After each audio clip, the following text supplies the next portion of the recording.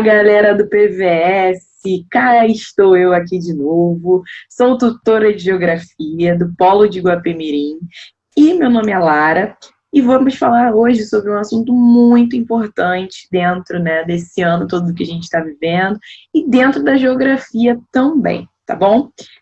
Hoje nós vamos falar sobre os biomas brasileiros. E aí, galera, vamos lá. Primeira coisa que eu queria mostrar para vocês é esse mapa que vai nos mostrar, todos os biomas brasileiros existentes. Temos aqui o bioma amazônico, o cerrado, a Mata Atlântica, a Caatinga, o Pampa e o Pantanal, certo? Então, esses são os principais biomas brasileiros e a gente, no decorrer da aula, vai falar mais especificamente sobre as características de cada um desses, ok? O primeiro bioma que eu coloquei aqui para vocês é o bioma amazônico. Aí, como característica importante que vocês precisam saber, esse é o maior bioma brasileiro, ele vai corresponder a 42% do nosso território nacional e vai estar presente em 9 estados. Então, o bioma amazônico, ele vai corresponder à área de maior floresta equatorial ou tropical úmida do mundo e vai apresentar características gigantescas de biodiversidade, de fauna e flora. Certo? Então, tem uma grande importância ecossistêmica dentro desse bioma.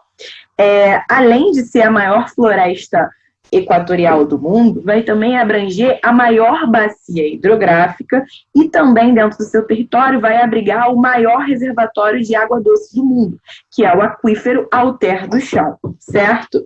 Essa região do bioma da Amazônia vai ser compreendida pelo clima equatorial.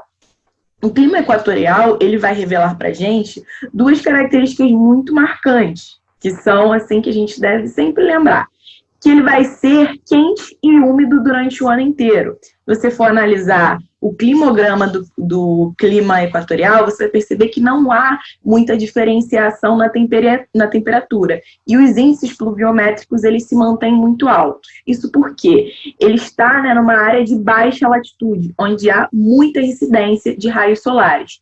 E a floresta equatorial e a grande quantidade hidrográfica dentro daquela região vai contribuir num processo que a gente vai denominar evapotranspiração. E isso vai trazer a grande formação de nuvens, logo, a grande quantidade de índices pluviométricos pertencentes a essa região, certo? A vegetação vai ser característica, por ser uma vegetação latifoliada, perennifólia, higrófila e muito heterogênea, já que a gente tem uma biodiversidade muito gigantesca nessa área. E é um dos biomas mais ameaçados nos últimos anos devido ao avanço da fronteira agrícola e o arco do desmatamento cada vez mais adentrando para dentro desse bioma, certo? O bioma amazônico aqui eu coloquei algumas fotos. Essa segunda foto vai revelar justamente isso que eu falei para vocês, sobre o avanço do agronegócio, da fronteira agrícola, para dentro dessa área do bioma amazônico. O cerrado vai ser o nosso segundo bioma que a gente vai tratar aqui na aula de hoje. O cerrado ele também pode ser conhecido como a savana brasileira, Em algumas questões vocês vão ver que vai aparecer o cerrado sendo falado também como uma savana brasileira.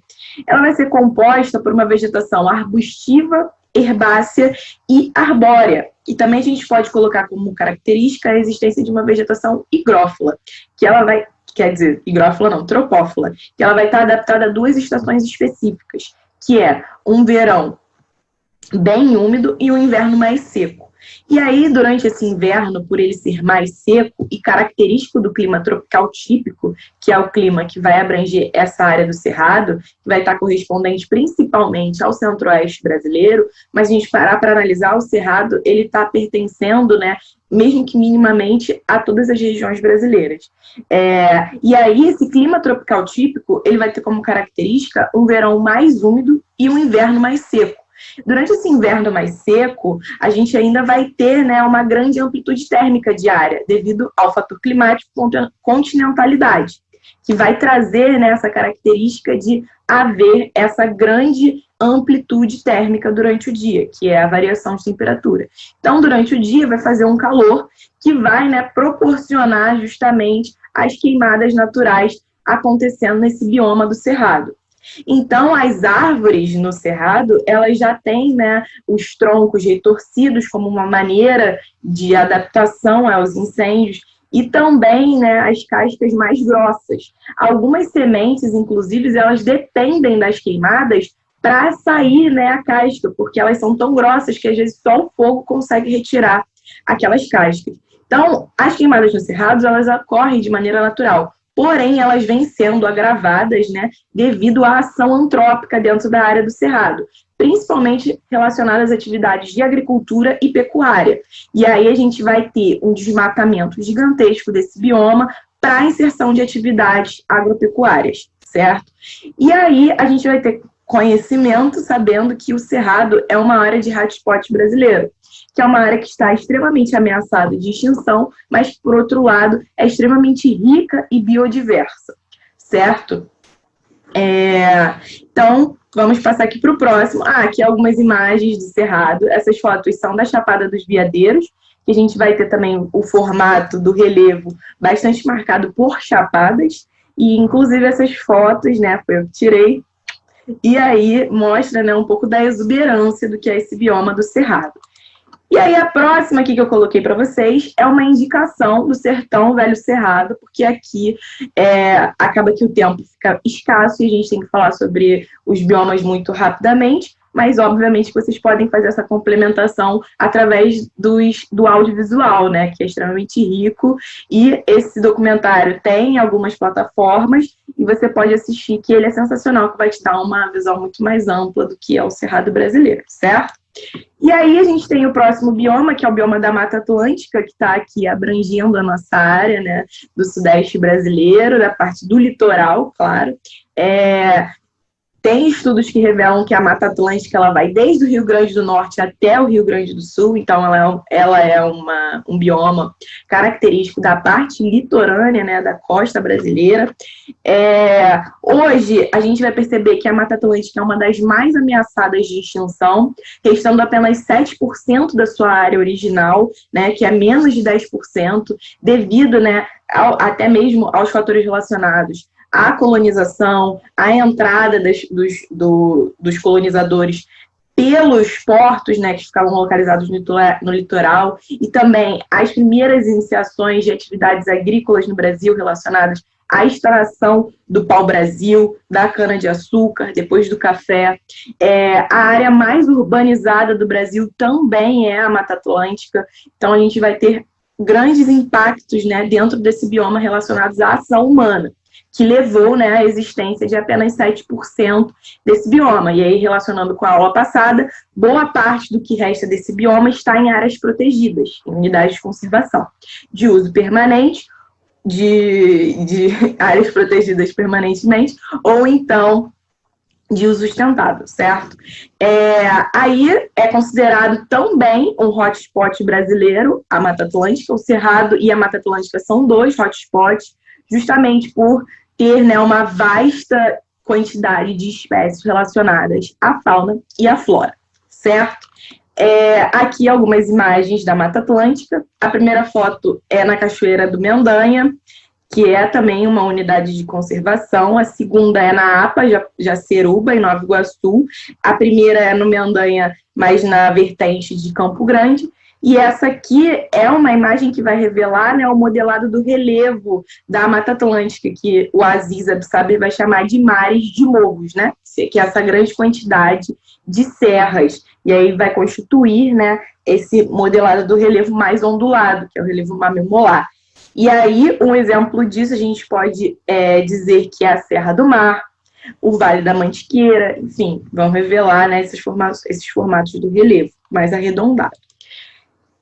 O bioma da Mata Atlântica, aqui eu botei um mapa revelando qual é a área que ele se encontra hoje. De verde mais claro é a área que ele existia e de verde mais escuro é a área que resta. E aí, passando para a Caatinga, que é uma exclusividade brasileira. Olha, como temos exclusividade sim no nosso território nacional.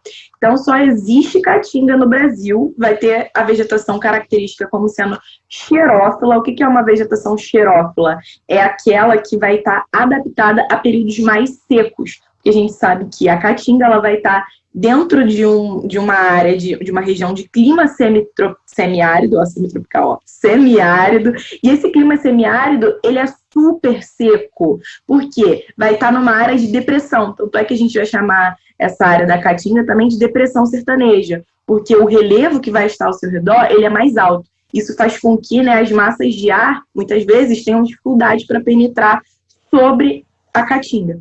Então, aí a gente vai ter o bioma mais seco do Brasil, marcado por xerófilas. O que é uma vegetação xerófila? É aquela que vai estar associada às cactáceas, né? Como o mandacaru, o xique-xique, e aí a gente vai perceber que esse tipo de vegetação, eles vão ter um armazenamento de água interno para sobreviver justamente esses períodos mais secos. E aí algumas imagens, ó, aqui a gente tem o mandacaru, esse daqui é uma área que demonstra, né, o Rio São Francisco, fica lá em Aracaju, e aí mostra a área do Rio São Francisco e como a vegetação perto da onde tem água, né, ela é muito mais diversa e vasta, porque tem água também, né, dentro do semiárido. Não é tudo não é somente seca. E aí o Pantanal, que é também outro domínio, que é outro bioma que a gente vem falando aí durante esses últimos dias, por estar, né, bastante ameaçado pelas queimadas criminosas de ação humana.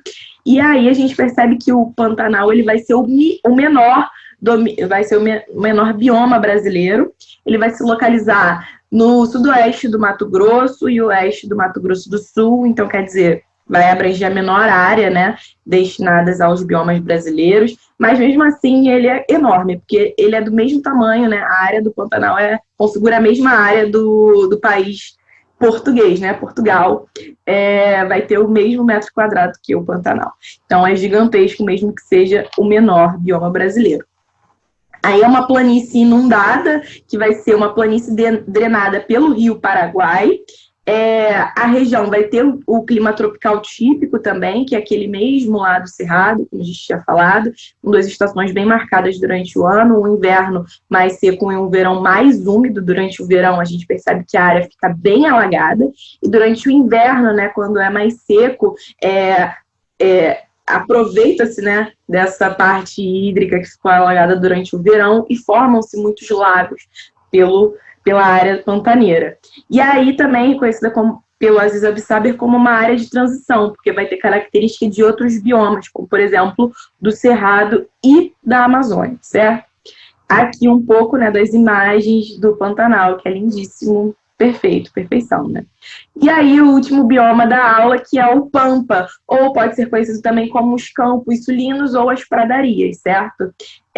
Nesse tipo de bioma a gente vai encontrar muitas gramíneas e herbáceas, né? Como tipo de vegetação, e vai estar abrangendo aí principalmente a área do Rio Grande do Sul, com o clima subtropical. O clima subtropical, né, o bioma do Pampa, ele está localizado na parte sul do Brasil, ele vai estar numa área de maior latitude. E a latitude a gente sabe que vai influenciar no clima. Quanto mais distante da linha do Equador, mais frio, né, vai ser aquela área. Então, ali naquela área, a gente vai ter, por exemplo, a atuação da MPA, que é a Massa Polar Atlântica.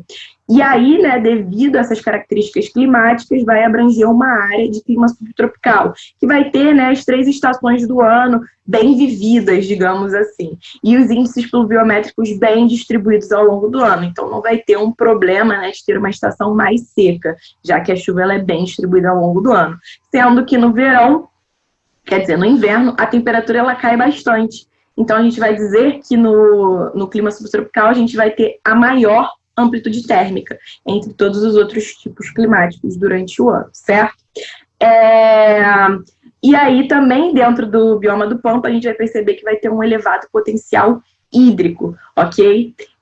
Então, aqui, ó, algumas imagens, né, que aí vai ser umas imagens do Pampa, e aí a gente percebe que tem a formação de relevo, que são as colinas aplainadas, né, que aí vocês conseguem perceber aqui, e o Pampa, ele tem sido muito aproveitado, né, que vocês já devem ter ouvido falar, o churrasco do gaúcho, né, porque desde sempre essa área foi muito explorada para a pecuária, e hoje mais ainda, né. e também com o avanço do agronegócio para dentro dessa área. Então, todos os biomas brasileiros, praticamente, eles vêm sofrendo, né, com a ação antrópica para dentro de suas áreas, e obviamente que isso são assuntos que precisam ser falados e debatidos, porém, como o nosso vídeo precisa ser um pouco mais rápido do que as aulas normais, fico com esse pequeno resumo, né, sobre todos os biomas brasileiros. Espero que vocês tenham gostado. Qualquer dúvida, comentários, vocês podem colocar aí